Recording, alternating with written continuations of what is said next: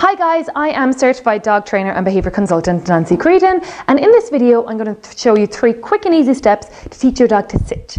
So sit basically means put your bum on the floor, and it's a great behaviour to start off with. It's a quick way to check in with your dog. Are they listening? Are they paying attention? Will they do a sit when I ask them? If they are, great. It's also a great foundation to lots of other behaviours. So when you're teaching your dog to walk nicely on the lead or to lie down, so on, sit is a great starting foundation behaviour. And also teaching your dog to sit means that you'll be able to ask them to say please before they get something they want.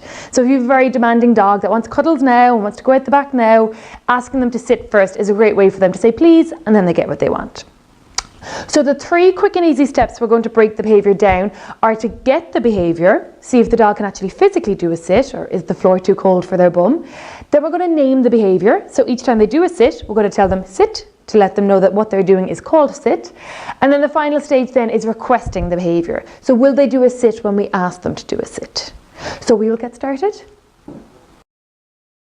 So step 1 of get the behaviour. When you're doing a sit, you want to really make sure that you're holding the treat in the right way. So pinch your little treat in between your 2 fingers and your thumb and hold it so that it's not sticking out, but that your dog can still see it. So they can see the treat and they can smell the treat, but they can't get the treat. And the key is when they do a sit, they get the treat. What you want to do when you're getting your dog to do a sit is hold the treat very close to their nose. So we've got our great companion here. When you're holding the treat, you've got it pinched in your fingers and right on the dog's nose so they can smell it, and we'll get them to follow the treat into the position we want. Slowly bring the treat upwards and the dog should follow, aiming towards between the front ears. Once the bum hits the floor, give the treat. Get the behaviour. That's stage 1. So we need to see, can the dog physically follow the lure? Good girl. Now for stage 2 of name the behaviour, what we want to do here, now that we know the dog can do a sit, is we want to start telling them every time they do the sit that what you've just done is called sit. So what we want to do is exactly the same as stage 1, hold the treat right in front of their nose, slowly towards their forehead. Once the bum hits the floor, say sit and then release the treat. So I'm going to call the dog over, Daisy, treat on the nose, over the head, sit, good girl.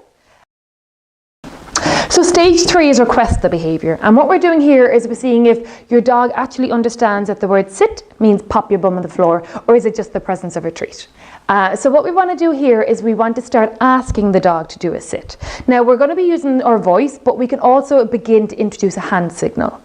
As we repeatedly put the treat on the dog's nose and towards the forehead, that can gradually become a hand signal as we speed it up. So initially it's very slow and cumbersome, but then you can start to speed that up into just a quick hand signal and your dog will start to get it. So instead of having to put the treat in the nose and lure it upwards and so on, you can begin to just do this and your dog will understand.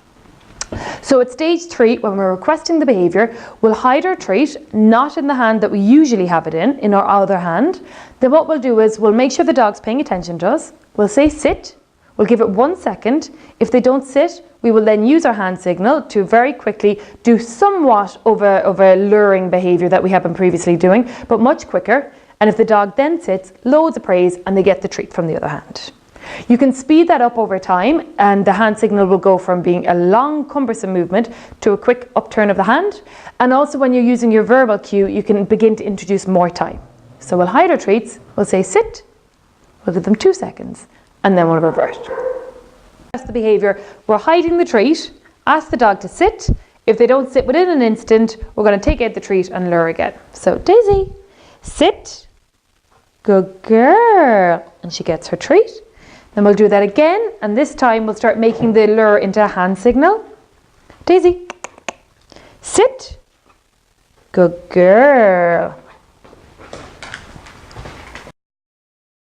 So there are 3 quick and easy steps to teaching your dog to sit. Remember, you want to get the behaviour, then name the behaviour, and then move on to requesting the behaviour. Make sure that once you've done all 3 steps successfully, you start off in your kitchen, move into your sitting room, turn on the telly, add distractions, and then start repeating your training at the end of your walks.